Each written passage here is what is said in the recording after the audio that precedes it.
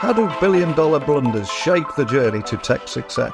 And how does democratizing health data empower people to live longer, healthier lives? These are just a couple of fascinating questions that we'll explore today with my guest, Tom Conrad. And as CEO of Zero, a health tech company with nearly 14 million users and a mission to unlock sustainable habits for longevity, Tom's insights are profound.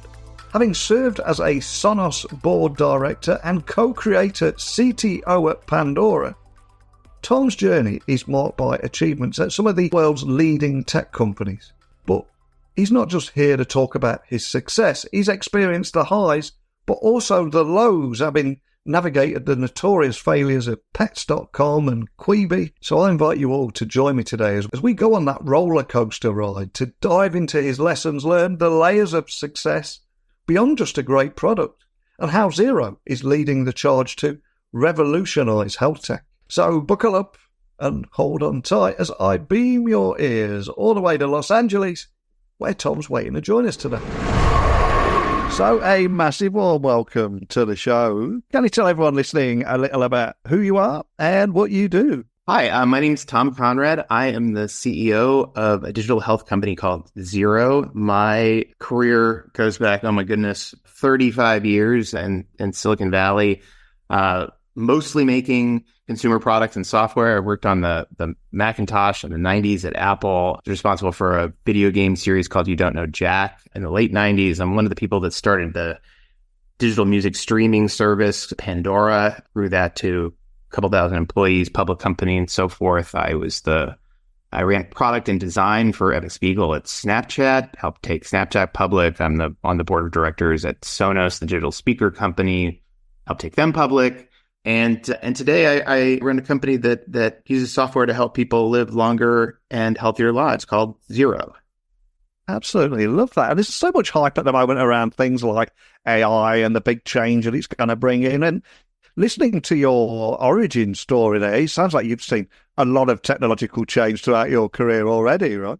Yeah, I felt really fortunate to have come to this career at the moment I did. I was 15 years old when Apple ran the infamous 1984 ad during the Super Bowl. And I honestly, that was the starter pistol on a sort of lifelong obsession with using emerging technology to help people do interesting things in the world. And so I got to see the graphical user interface, and then, of course, the explosion of the internet itself, and then the mobile revolution that was kicked off by the iPhone and Android in the late 2000s. And I mean, I know it is eye-rolly, but I concede that I am in the camp of people that thinks this step function change we've seen with respect to artificial intelligence and machine learning in the last 24 months is another one of these sort of tectonic shifts. It really is. And one of the things I always say on this podcast as well is all too often we only talk about our successes, and that standing at the summit of the mountain, that's where all the kudos is. But of course, we don't learn from any of that stuff. We learn from those years of failures and grinding away through our career. So Tom, if you look back, I mean, reflecting on high-profile failures, such I think was it Quibi and Pets.com, any lessons that you learned about risk and innovation in tech, and how have those experiences maybe helped shape your approach to leadership at Zero? Yeah, actually, I don't know how I did that. I listed off all these things that I've worked on, and I somehow failed to mention Quibi and Pets.com. You're right that the things that we struggle with, the failures, whether they're high profile and make the newspaper or they're small and everyday, I think are the things that teach us the most. I mean, it's just such a cliche, but it's so true. And I've been lucky enough to work on some things that are very successful, but I've worked on some things that were really high profile failures. The first in that category was I was an engineering leader at Pets.com in 1999. So this is the height of the .com era, where the consumer internet was first sort of coming to the world. We're all on dial-up modems and more likely to be on AOL than to have a ISP. And we started a company to let you order and purchase dog food over the internet. And people remember it, I think, mostly because we had a fantastically successful and memorable advertising campaign, featured a kind of sock puppet that became a kind of cultural icon and ultimately a signifier for all of the excesses of the dot-com era. And I'll tell you just like a little bit about it, maybe and there's so many lessons from these things, but maybe a lesson from pets.com that has really stuck with me. Roll the clock forward 15 years from the dot-com era, and we found ourselves sort of back in a period where this thing that maybe some people call blitzscaling was in fashion. That is the sort of the idea that a company in its early stages can raise and spend a large amount of money with the goal of quickly acquiring scale that can force out other players, both incumbents and new entrants. And this is the playbook that was popularized by all kinds of companies, both successful and not. I think Uber, Spotify, WeWork, they were sort of happy to take on the risk of operating with huge losses following a kind of winner-takes-all perspective. And Pets.com was, I guess, an early sort of pioneer in the sort of blitzscaling lane, somewhat sort of pushed along by the fact that there was a surprising amount of investment in this online pet retailing space. So the foundational sort of business insight was people back then spent something like $18 billion on products for their pets each year. That's more money than people spent on clothes, toys, and food for their children combined. More money than people spent on video games, more money than people spent on video and music. Huge category. And so 4 companies, Pets.com, PetSmart.com, and 2 others that you don't remember, all raised a bunch of money and got into this. And as sometimes happens, it happened in 2000 and it happened most recently a couple of years ago. The macro environment can change and the investor sentiment can shift away from this sort of idea of blitzscaling into something that I think of like much more traditional entrepreneurship, where you just earn each milestone like one step at a time and focus on healthy unit economics and more traditional company building. And that happened in 2000. Huge shift in the investor community perspective, put a lot of companies out of business, including Pets.com.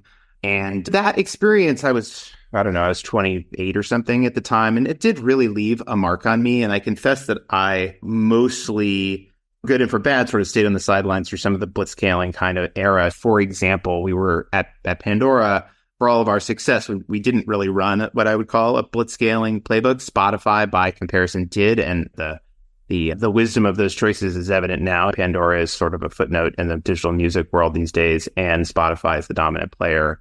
So it's not to say that the blitzscaling sort of thing can't work, but somewhere coded in my DNA from those early days is a more conservative sort of approach to entrepreneurship. And I guess the good news is it's back in fashion. And so I think one of the things I took from some of these experiences is that there's always a place for companies that build their success brick by brick. And that's what we're doing at Xero.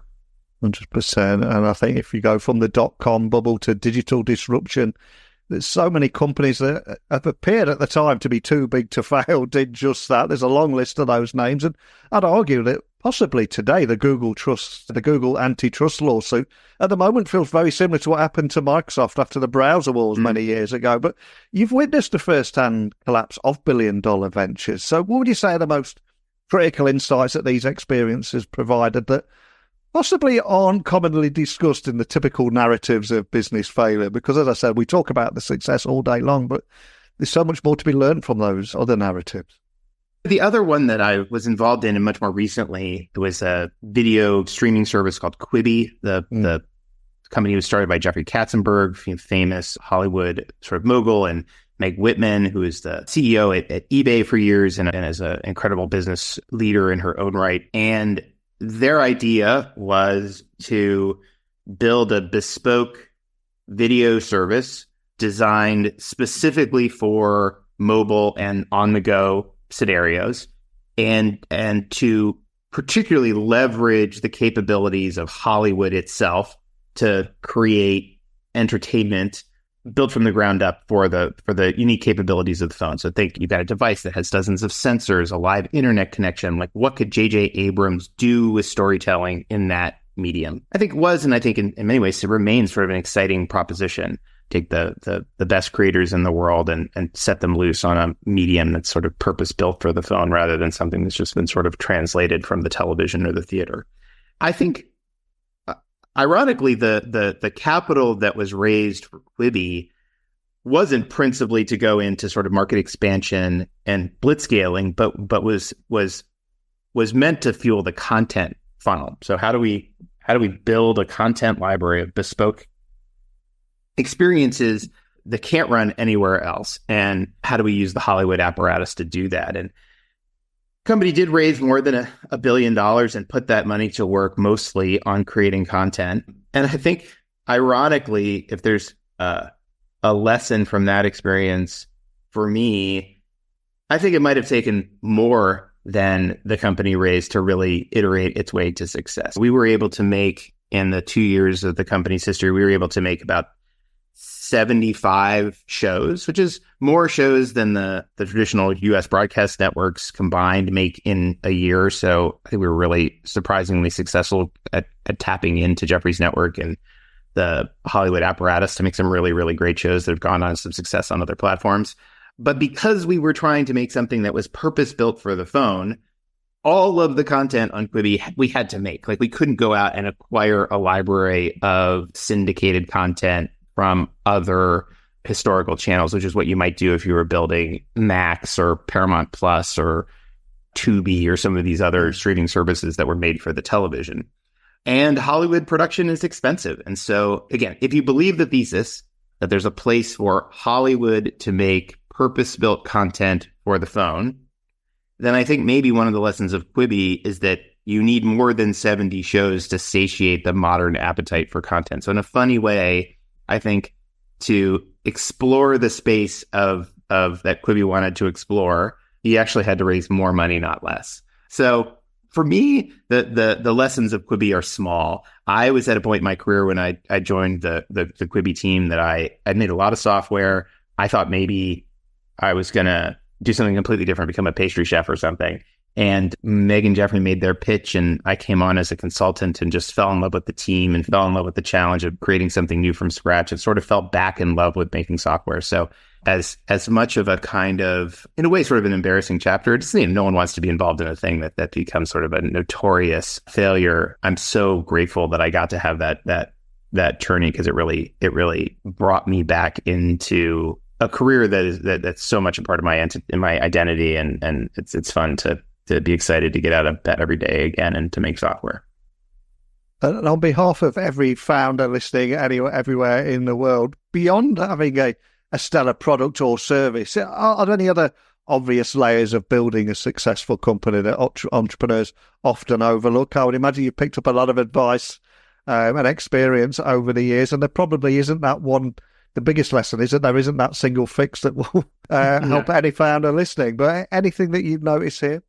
Well, I'll tell you the one that's just top of mind for me these days. And that's, I'm a pretty right-brained kind of thinker. That's the kind of qualitative, creative one. And I have to sort of remind myself to invest in the more sort of quantitative side of the work that we do. But, through my career, certainly you come to develop the perspective that yes, creating a new product is an act of creation, but it's also a task of sort of optimization. And there's so much work that goes into optimizing the details of what you do in a really structured way. Come up with a hypothesis, build an experiment that tests the hypothesis, like quantitatively understand if your hypothesis is correct or wrong, sort of just endless sort of left brain optimization of products. And for a long time, I had come to the perspective that the best products in the world were sort of these things that sort of meld the right brain and the left brain. You can't really be maximally successful without doing some of each. I think the interesting epiphany for me of the last handful of years is that stepping back to 100,000 feet and like kind of looking down at a business, there is this very kind of quantitative way to evaluate the inputs and outputs of a business. I mean, to anybody who's an MBA and a finance background and not particularly sort of inclined to be a right brain thinker, this is nothing I'm saying is going to seem revelatory at all. But it was news to me that there's an opportunity to sort of decompose what you do down to an equation that describes how you take capital in and generate returns out the other side, and that in the details, like those are the metrics inside the product and inside the marketing funnels that sort of fuel all of that. And I recently, I just have a much, much deeper appreciation for the way to look at the health of the business and where it's going. Again, every time I share this, I feel like the half the room is like, oh my goodness, you're talking about like the basic fundamentals of how business works. But when you're a creator at heart, it's a new and refreshing perspective that I've added to my toolkit in the last few years. And if we fast forward to 2024, we're not talking about the health of a business. We're talking about your mission to democratize health data with Zero. So just for people that are hearing about Zero for the first time, let's start with the problem that you're solving here. What are the biggest barriers to making health data universally accessible and understandable? And how are you tackling these challenges with Zero?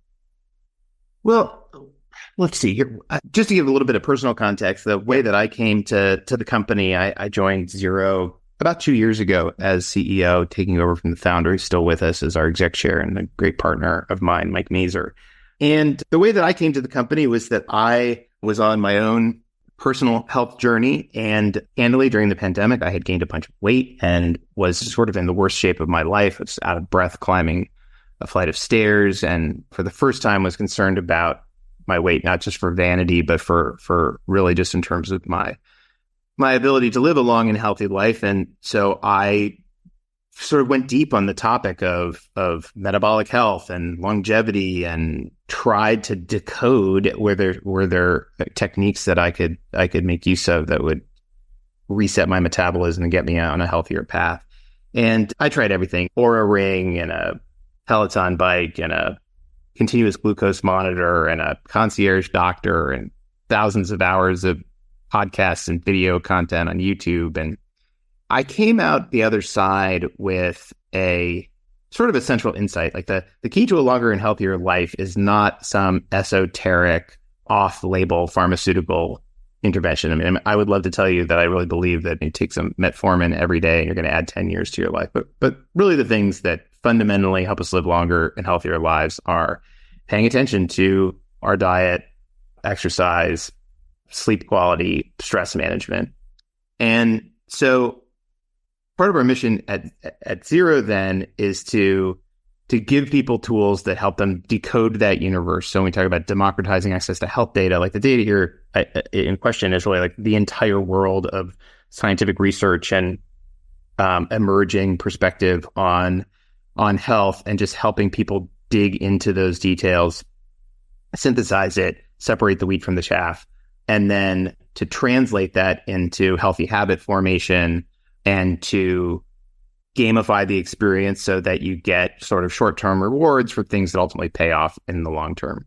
So we have a product called Zero that begins with the habit of intermittent fasting, which is a great tool for people to help people achieve their weight goal and maintain it in a healthy and durable way. And then we layer on other habits and the sort of pillars of exercise and sleep and stress management and so forth. Incredibly cool. And before you came on, I was doing a little research, and one of the things that stood out to me is that Zero's not like other health apps where you don't count calories or follow fads and set people up for failure by prescribing an unsustainable routine. And that's what gets most people every time, isn't it? Yeah, it's such a fascinating corner of the universe to play in, because there's so much in weight management that preys on people who struggle with their weight.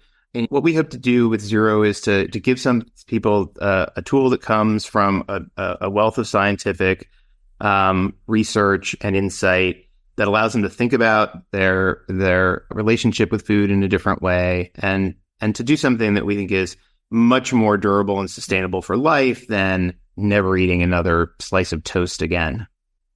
Yes, I know that the struggle is very real. And I suppose one of the things that people always think about when we start talking about health apps and technology is that balancing the need for privacy and security with the benefits of open access to health data. So what measures do you implement to protect user data while promoting empowerment? Because we have to mention it, it's a huge topic, isn't it? And quite rightly so right now. I think when you build in this space, at the end of the day, you just have to embrace your responsibility to protect your users' data, to treat it as their data, not your data, which means basic blocking and tackling of letting them download and see what you've collected, letting them delete the stuff from your servers whenever they want it deleted. Of course, protecting access to those systems from outside attackers, but also from employees who don't need access. It means only collecting the data that you need to deliver the service and not sort of asking for more than is directly related to the service that you provide. Deleting that data when you no longer need it in service of the particular individual users. Again, it just sort of comes back to this value that your members' data is their data, not yours. And you just have to keep that at the center of the company and everything that you do. And it is a lot of work for young companies, but it's just absolutely table stakes and a big part of what we take so seriously at Xero. What excites you about the work that you're doing at the moment? And for anyone listening, thinking of maybe downloading the app, what would you say to them? What can they expect? I mean, I think what we really try to do is to take the incredible team around me and just all of our sort of lifelong careers in building delightful experiences in areas like gaming and music and video entertainment and social networking, and sort of applying those lessons to a need state that's just like, I need to learn about my body. I need to understand how it works. I need to begin to form healthier habits. And it's just really rewarding to, at the end of the day, know that the work that you're doing in the world really truly is impacting people's ability to enjoy a long and healthy life with their children and their grandchildren. I mean, the feedback that we get from our members just day after day after day is just like, it's incredible, the transformation that people go through. So super, super fun and rewarding. Yeah, absolutely. It's something I'm going to be checking out. I am a middle-aged man, a man of a certain age, that's been through that getting up to the top of the stairs and suddenly feeling out of breath and thinking, man, I think I need to be doing something about this. So I will check that out. And I love how, obviously, technology is at the heart of all this. And you've got to be paying attention to all the big tech trends at the minute, AI obviously being one. But looking forward, are there any emerging technologies or trends that you believe will significantly impact our health data, how it's being used to enhance personal or public health outcomes, and that more proactive than reactive approach to healthcare? Yeah, I'm going to say some things here that are just completely buzzword compliant, but we are really, really excited about what happens when you merge the sort of real-time biomarker data that comes off of things like your wearable, your Apple Watch or your Fitbit, maybe a continuous glucose monitor, and wedding that to sort of the universe of scientific knowledge that suddenly you can interrogate with AI in a much more sophisticated and scaled way than we've ever been able to before. I think roll the clock forward 2, 3, 4 years, I think the way that we interact with our health through technology is just going to be profoundly changed by these sort of emerging lanes of real-time biodata access and artificial intelligence and machine learning to decode and find insights that would otherwise be missed. And we're super excited at Xero to be part of that. Well, I wish you the best of luck there. I'll be staying in touch with you. Love to get you back on next year, see how that journey is progressing. But we started about your origin story today. But if we look back for a moment, I think none of us are able to have any degree of success without a little help along the way. It's very often somebody that's seen something in us, invested a little time in us. So if I was to ask you to look back at your own career, is there a particular person or people that you're grateful towards that we can give a little shout out to today? I've been incredibly lucky to work with some extremely high profile people. We talked about some of them, Jeffrey and Meg and Evan at Snap. But the person who really stands out to me as having the biggest impact on my career is a guy named Joe Kennedy. He was our CEO at Pandora. He joined the company literally sort of the same week that I did. Company at the time was something called Savage Beast Technologies. They had sort of a B2B music recommendation infrastructure that they sold into retail. And Joe and I joined, and some new investors came on, and Joe and Tim Westergren, the founder of the Savage Beast, the company that preceded Pandora, and I did the work that led to the creation of Pandora about a year later. But Joe is, in that book, a classic business book, Good to Great, they talk about levels of leadership. And I think the fourth level of leadership is, I'm going to paraphrase this a bit, but it's a person that brings a combination of like endless will and focus, but paradoxically very, very low ego. And Joe is just like the greatest example of this that I've encountered in my career. Like he always operated from a place where the company and its users came first, and he was incredibly leaned in, incredibly hardworking, demanding in his way, but always from a place of almost zero ego. And I don't know that I will ever quite get to the level of leadership that Joe sort of demonstrated for the decade of our collaboration, but he'll always be my greatest inspiration and hero in all this. Absolutely love that. What a great answer. And one of the reasons I ask my guests that as well is I think very often we all get caught up in our own journey, but we don't realise the impact we have on those around us. And I'm sure if he was to hear that now and the impact he's had on your career, he's probably blissfully unaware of it. So it's so important to share that. And for anyone listening who wants to find out a little bit more information about Xero, everything we talked about today, contact your team or even connect with you, where's the best starting point for everything? You can find it at zerolongevity.com. We are Zero Longevity on all the socials. I'm T. Conrad on all the socials. My DMs are open. I would love to hear from any of your listeners. Well, we covered so much today, from lessons learned from billion-dollar blunders, a company's success beyond that great product, and from overload to empowerment and democratizing health data. So many cool things, and also that great story that you finished on. But more than anything, just thank you for spending a bit of time with me today, Tom, and sharing that story with me. Thank you. Thank you, Neil. It's been great. I think, as we've learned from Tom today, success is not just about building an excellent product. It's also about understanding strategy, scalability, and how failures can be transformed into stepping stones for innovation. And if we look at Tom's story there, from pets.com to Quibi to Xero's mission to empower millions by democratizing health data, Tom's career provides incredibly valuable insights into how tech can redefine our lives and businesses and even change the world. But what do you think? How do you see health data shaping the future of tech? How can companies balance those visionary ideas with sustainable growth? I'd love to hear your thoughts. So please join the conversation. Share your perspective by emailing me, techblogwriter@outlook.com, Twitter, LinkedIn, Instagram, just at Neil C. Hughes. Let me know your thoughts. And if you've got any questions or you'd like to come on the show, just let me know.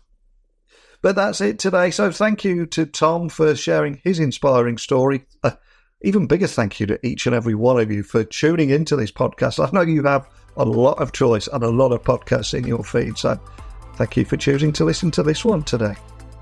I'll be waiting here bright and early in your podcast feed with another interview tomorrow. But thank you for listening as always. And until next time, don't be a stranger.